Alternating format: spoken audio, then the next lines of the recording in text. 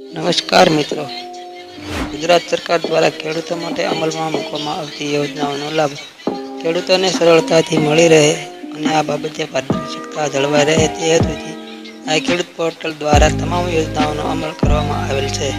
તમે આ યોજનાનો લાભ લેવા માટે ઓનલાઈન અરજી કરી છે અને જો તમે તમારા અરજીનું સ્ટેટસ જાણવા માંગો છો, અરજી કરેલ ફોર્મની પ્રિન્ટ ક્યાં અને ક્યારે આપવાની, અરજી કરેલ છે અને તમારી અરજી મંજૂર થઈ છે કે નહીં, અરજીમાં પેન્ડિંગ અથવા ડીલ લખેલું આવે છે તો શું કરવાનું, અરજી મંજૂર થાય તો સબસિડી ક્યારે મળે, આવા તમામ પ્રશ્નોના જવાબ તમને આ વિડીયોના એન્ડમાં મળી જશે. તો વિડીયો એન્ડ સુધી જોવા વિનંતી. તો ચાલો જોઈએ આજનો આ વિડીયો.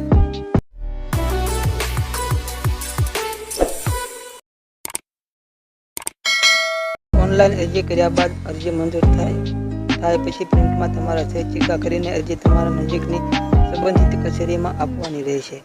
અરજીનું સ્ટેટસ જોવા માટે તમારે અરજી ક્રમાંક અને આધાર કાર્ડ અથવા મોબાઈલ નંબરના છેલ્લા 4 અંક એમાંથી એકની જરૂર પડશે. સૌથી પહેલાં તમારા મોબાઈલ કે કમ્પ્યુટર પર ક્રોમ બ્રાઉઝર ઓપન કરી લેવાનું છે. ત્યારબાદ ગૂગલ પર સર્ચ કરવાનું છે આઈ ખેડૂત. આટલું સર્ચ કરશો એટલે અરજી પર આઈ ખેડૂતની ઓફિશિયલ વેબસાઇટ જોવા મળશે. તેના પર ક્લિક કરી દેવાનું છે એટલે આ ખેડૂતની ઓફિશિયલ વેબસાઇટ ખુલી જશે. જેમાં તમને અલગ અલગ ઓપ્શન જોવા મળશે.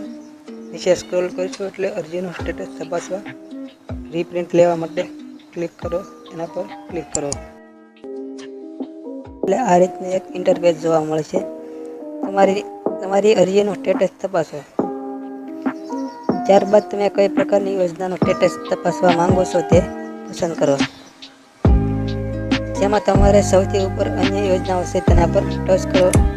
પેજ રિફ્રેશ થાય પછી તમારી અરજીનું સ્ટેટસ કઈ રીતે જોવા માંગો છો બે ઓપ્શન જોવા મળશે, અરજી ક્રમાંકથી કે રસીદ ક્રમાંકથી.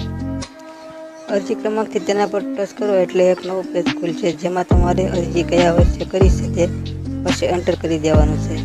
જો આ વર્ષે અરજી કરી હોય તો 2024 પછી જ પસંદ કરી લેવાનું છે અને જો અન્ય વર્ષમાં પસંદ કરી હોય તો તમારે જે તે વર્ષમાં પસંદ કરી લેવાનું છે. ત્યારબાદ તમારા અરજી નંબરમાં આઈ અથવા ઈ જે અક્ષર હોય તે નાખીને નીચે બોક્સમાં તમારે અરજી નંબર નાખી દેવાનો છે. ફોર્મ ભર્યા બાદ જે તમને અરજી નંબર આપેલો છે તે અહીં નાખી દેવાનો છે, જે તમે અહીં જોઈ શકો છો. ત્યારબાદ નીચે બાજુમાં બતાવેલ કોડ જે કેપ્ચા દેખાય છે તે નાખી દેવાનો છે.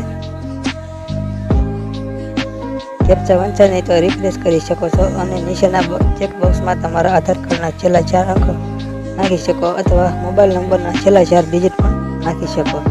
તમને જે યોગ્ય લાગે તે નાખી શકો છો. અહીં 2 ઓપ્શન છે, તો તમે અરજી રીપ્રિન્ટ કરવા માંગતા હોય તો કરી શકો છો અને સ્ટેટસ જોવા માંગતા હોય તો સ્ટેટસ જોઈ શકો છો.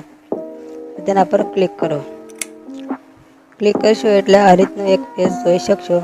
તેમાં તમે તમારી અરજી નંબર, અરજી તારીખ, જિલ્લો, ત્યારબાદ તાલુકો, તમારું ગામ અને તમે જે ઘટકમાં તે અરજી કરી છે તે યોજના માટે તમે અરજી કરેલી છે તે ઘટક અહીં જોઈ શકશો.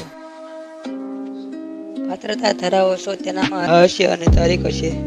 તમારી અરજી જે સ્ટેજ પર હશે તે આ બતાવશે અને જે તારીખે મંજૂર થઈ હશે તે તારીખ હશે. જો અરજી મંજૂર નહીં થઈ હોય તો અરજી પેન્ડિંગ બતાવશે.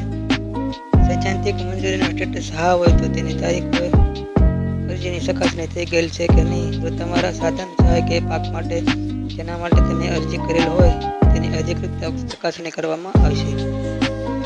અધિકારી દ્વારા ચકાસણી થઈ જાય એટલે હા અને બાજુમાં તેની તારીખ લખેલી આવી જશે. ત્યારબાદ પેમેન્ટ ઓર્ડરનું સ્ટેટસ જોવા મળશે. આ બધી પ્રોસેસ નહીં થાય ત્યાં સુધી અરજી પેન્ડિંગ લખેલું આવશે અને આખી પ્રોસેસ પૂરી થઈ જશે. અરજી ચકાસણી પૂરી થઈ જશે એટલે ટૂંક જ સમયમાં તમારા ખાતામાં સબસિડી જમા થઈ જશે અથવા પેમેન્ટ ઓર્ડરમાં હા લખેલું આવશે અને જે તારીખે સબસિડી જમા થઈ છે તે તારીખ જોવા મળશે. આશા છે કે માહિતી તમને સમજાઈ ગઈ હશે. વધુ માહિતી જોઈતી હોય તો કમેન્ટ બોક્સમાં પૂછી શકો છો અને વિડીયો પસંદ આવે તો લાઈક કરી દેજો અને ચેનલ પર નવા હોય તો ચેનલ સબસ્ક્રાઈબ કરી દેજો, જેથી કરીને આવા જ વિડીયોની માહિતી મળતી રહે. તો ચાલો મળીએ એક નવા જ વિડીયો સાથે. ત્યાં સુધી બાય.